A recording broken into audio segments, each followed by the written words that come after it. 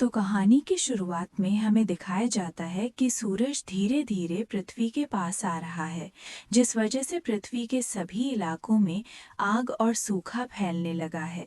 इसलिए जल्दी ही साइंटिस्ट पृथ्वी पर आने वाली सोलर क्राइसिस के खतरे के बारे में पूरी दुनिया में अनाउंस करने लगते हैं, जिसमें वो सभी को बताते हैं कि अगर सूरज इसी स्पीड से आगे बढ़ता रहा तो सूरज 1000 सालों में पृथ्वी को अपने बीच समा के खत्म कर देगा और 300 सालों बाद वो पूरे सौर मंडल को ही खत्म कर देगा।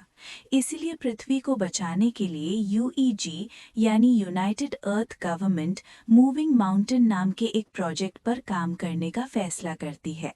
इस प्रोजेक्ट के अकॉर्डिंग साइंटिस्ट्स काफ़ी सारे बड़े बड़े इंजन बनाकर पृथ्वी के अलग अलग हिस्सों में इंस्टॉल कर देंगे, जिसकी मदद से पृथ्वी को सौर मंडल से बाहर ले जाकर बचा लिया जाएगा। लेकिन इस प्रोजेक्ट में काफ़ी खर्चा होने वाला था। साथ ही खाने पीने के रिसोर्सेज भी दिन प्रतिदिन खत्म होते जा रहे थे, जिस वजह से लोग दंगे और प्रोटेस्ट करने लगे थे। इन प्रोटेस्ट्स में वो लोग शामिल थे जिन्हें किसी भी अंजाम या खतरों की परवाह नहीं थी, क्योंकि इन लोगों का मानना था कि जो खतरा अभी तक पृथ्वी पर नहीं आया, उसके लिए यूईजी इतना बड़ा रिस्क लेकर पृथ्वी और मानव जाति को खतरे में डाल रही है। वहीं दूसरी ओर यूईजी डिजिटल लाइफ नाम के एक प्रोजेक्ट यानी डीएलपी पर बैन लगा देती है, जिस वजह से प्रोटेस्ट्स और भी ज़्यादा बिगड़ जाते हैं, क्योंकि डीएलपी एक कट्टर ग्रुप था जिसका मानना था कि इंसानों का फ्यूचर सिर्फ कंप्यूटर में है। असल में वो एक ऐसा प्रोग्राम डेवलप करना चाहते थे जिससे इंसान अपने दिमाग को एक डिस्क में अपलोड कर सकता था, लेकिन रिसोर्सेज की कमी के कारण वो इस प्रोग्राम को आगे नहीं बढ़ा सकते थे। इसलिए रिसोर्सेज के लिए वो हैकिंग करके यूईजी पर आतंकवादी हमला करते रहते थे। इन सब के बीच यूईजी नोटिस करती है कि उनके मूविंग माउंटेन प्रोजेक्ट से लोगों का विश्वास उठता जा रहा है, जिस कारण काफ़ी सारे लोग इस प्रोजेक्ट को रोकने की कोशिश कर रहे हैं। पर तभी चाइनीज़ एम्बेसडर जो इस प्रोजेक्ट के पहले पार्ट को कंप्लीट करने का कहते हैं, क्योंकि उनका मानना था कि पहला पार्ट जल्द ही पूरा हो जाएगा और लोगों को दोबारा उनके मूविंग माउंटेन प्रोजेक्ट पर विश्वास होने लगेगा। राव कहते हैं कि इस पहले पार्ट को कंप्लीट करने के लिए सबसे पहले चंद्रमा पर मौजूद इंजन की टेस्टिंग की जाएगी, क्योंकि हम चंद्रमा को भी सौर मंडल से धकेलने का प्लान कर रहे हैं ताकि पृथ्वी का ग्रेविटी से कनेक्शन टूट जाए। वहीं यूईजी इस टास्क को कंप्लीट करने के लिए कई लोगों को एस्ट्रोनॉट्स के रूप में ट्रेन करने वाली थी, इसलिए वो कुछ सोल्जर्स को बेस पर इकट्ठा करती है, जहां हम लियो नाम के एक पायलट को देखते हैं। तभी लियो देखता है कि गरीब लोग के वेट पर गिरकर नीचे गिर रहे हैं और गार्ड्स उन्हें रोकने की कोशिश कर रहे हैं। इस वक्त एक प्रोटेस्ट बेस के अंदर घुस आता है, पर हैंग नाम की लड़की उस आदमी को मारकर नीचे गिरा देती है। ये देखकर लियो हैन से काफी इम्प्रेस होता है और उसके साथ जिंदगी गुजारने के सपने देखने लगता है। इसके बाद सभी ट्रेनीज को एक एलिवेटर में बैठाकर अंतरिक्ष में भेज दिया जाता है, क्योंकि उनका पहला टेस्ट अंतरिक्ष में होने वाला था। ये अभी तक का सबसे ऊंचा एलिवेटर था।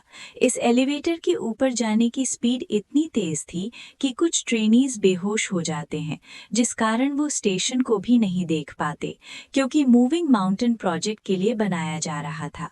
यहाँ सभी ट्रेनीज को फाइटिंग स्किल सीखते हुए फायर आर्म्स का यूज़ करना सिखाया जाता है। इसके अलावा उन्हें बार बार एलिवेटर से ट्रैवल करवाया जाता है ताकि उन्हें फ्यूचर में एलिवेटर से ट्रैवल करने में किसी परेशानी का सामना न करना पड़े। साथ ही सभी का मेडिकल टेस्ट करके उन्हें डेली एक्सरसाइज करवाई जाती है। इस ट्रेनिंग के दौरान लियो और हैंग एक दूसरे को पसंद करने लगते हैं और उन्हें प्यार हो जाता है। फिर एक दिन लियो गार्ड को सिगरेट की घूस देता है और बेस के अंदर एक गुलदस्ता ले आता है, जिसे वो हैन को देते हुए उसे प्रपोज कर देता है। इसी सुबह एस्ट्रोनॉट्स का एक नया बैच वहां आता है और एलिवेटर में शामिल हो जाता है। तभी अचानक से बेस में मौजूद ड्रोन्स बाहर आने लगते हैं, जिससे इंजीनियर को पता चलता है कि उनका सिस्टम हैक हो गया है। इसी दौरान एलिवेटर अपनी शेड्यूल से पहले ऊपर जाने लगते हैं, दूसरी ओर एलिवेटर में शामिल हुए नए एस्ट्रोनॉट्स अपने कपड़े बदलने लगते हैं। तब लियू और हैंग नोटिस करते हैं कि नए एस्ट्रोनॉट्स अलग यूनिफॉर्म पहन रहे हैं, जिससे वो समझ जाते हैं कि वो लोग कोई एस्ट्रोनॉट्स नहीं बल्कि आतंकवादी हैं। यहाँ बेस में सभी ड्रोन्स अटैक करके आग लगाने लगते हैं, जिन्हें रोकने के लिए पायलट इन पर अटैक करते हैं, लेकिन ड्रोन्स पर निशाना नहीं बना सकते थे क्योंकि साइंटिस्ट्स ने सिस्टम को इस तरह बनाया है कि वो अपने ड्रोन्स पर अटैक न कर सके। वही ड्रोन्स हैक हो चुके थे, इसलिए वो सिस्टम पर अटैक कर रहे थे। इस तरह अटैक करते हुए ड्रोन्स एक एलिवेटर को नीचे गिरा देते हैं। दूसरी तरफ एलिवेटर में आतंकवादी सभी ट्रेनीज से उनकी आईडी चुराते हैं और सभी गेट्स को बंद करके ट्रेनीज की कुर्सियों को लॉक कर देते हैं। यहाँ जो भी उन लोगों को रोकने की कोशिश करता है उन्हें बुरी तरह पीटा जाता है। इस एलिवेटर की दूसरे रूम में लियो होता है, जो कि अपनी कुर्सी छोड़ देता है और अपने चश्मे का यूज करके गेट की लॉक स्क्रीन को धूप से जलाकर गेट ओपन कर लेता है। इस गेट की दूसरी साइड जाकर लियो देखता है कि उसका एक साथी बुरी तरह घायल है, क्योंकि आतंकवादियों ने उसे बुरी तरह पीटा था। इसलिए लियो उन आतंकवादियों के पीछे जाता है और उनसे लड़ने लगता है। इस फाइट में एक आतंकवादी ऊंचाई से गिरकर मर जाता है, जिसके बाद लियो एक फायर एक्सटिंग्विशर को लेकर दूसरे आदमी का पीछा करता है। इस बीच वो आतंकवादी चोरी की गई आईडी से एलिवेटर को स्टेशन तक पहुंचा देता है। ठीक इसी समय ड्रोन्स उन पर एक मिसाइल से अटैक करते हैं।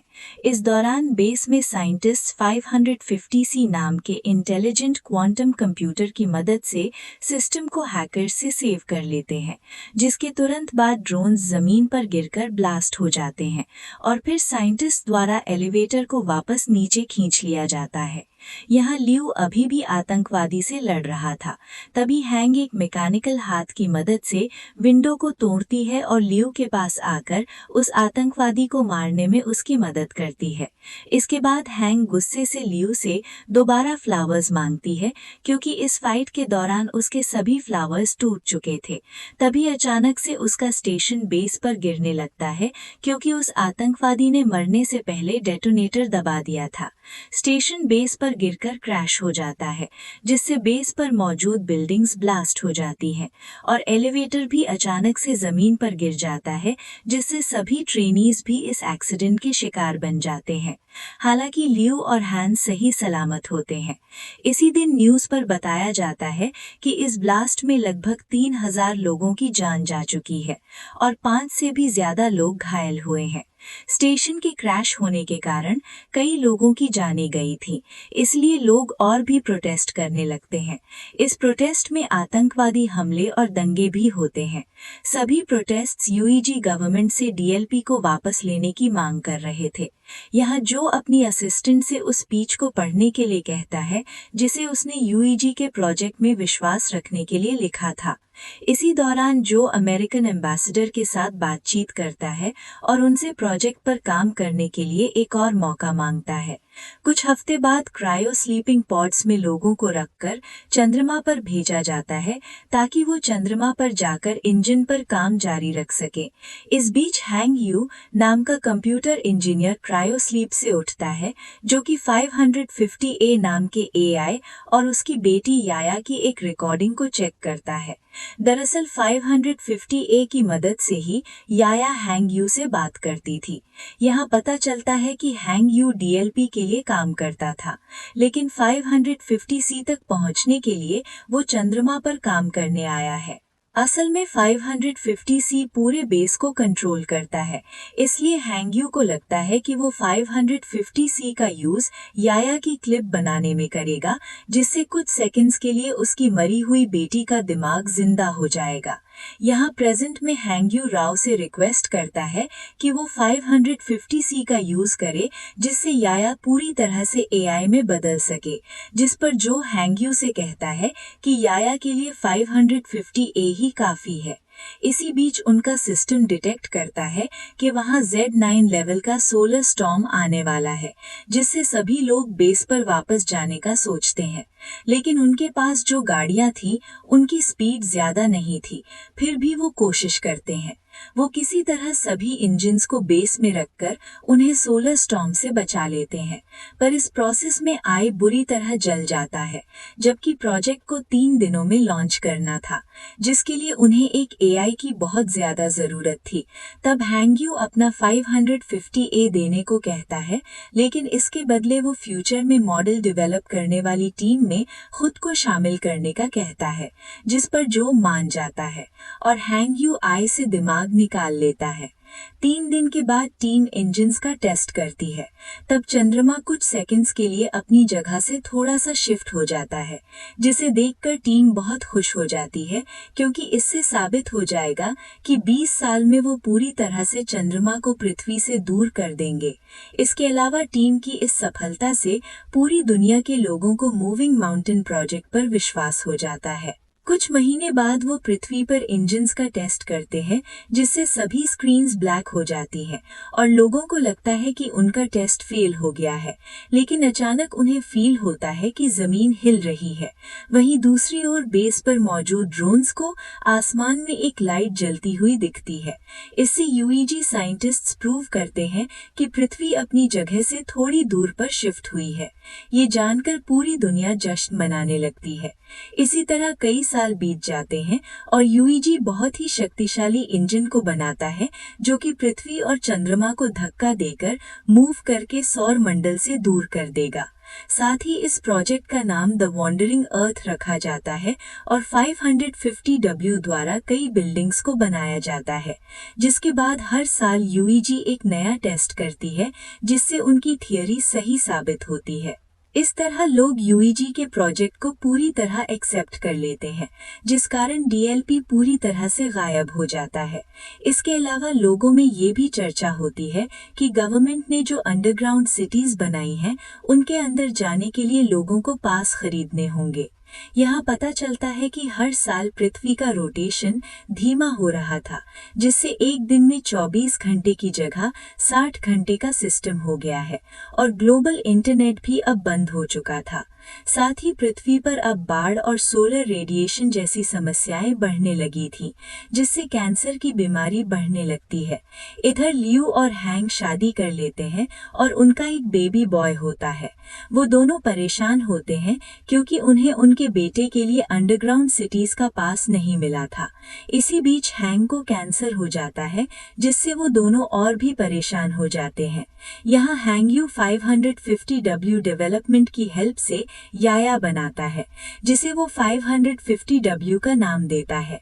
यहाँ हमें बताया जाता है कि स्टेशन को गिरे हुए 14 साल बीत चुके हैं और अब लियू मेजर की पोस्ट पर आ चुका है। एक दिन लियू को अंतरिक्ष में भेजने के लिए उसका इंटरव्यू लिया जाता है। यहाँ 550W उसका इंटरव्यू लेता है और बताता है कि लियू की स्किल इम्प्रेसिव है। इसके अलावा 550W लियू की फैमिली में हो रही परेशानियों के बारे में बताता है और कहता है कि लियू को पृथ्वी पर रहकर अपनी फैमिली की देखभाल करनी चाहिए, जिस पर लियू कहता है कि मुझे अपनी फैमिली को पीछे छोड़ने का दुख है, लेकिन मुझे अपने बेटे को अंडरग्राउंड सिटी में भेजने के लिए बेस पर आकर काम करना पड़ेगा। यहाँ मिरर की दूसरी साइड प्रोजेक्ट के इंचार्ज साइंटिस्ट्स इस इंटरव्यू को सुन रहे थे, जिसमें हैंगयू लियू की बातें सुनकर अपनी बेटी को याद करने लगता है।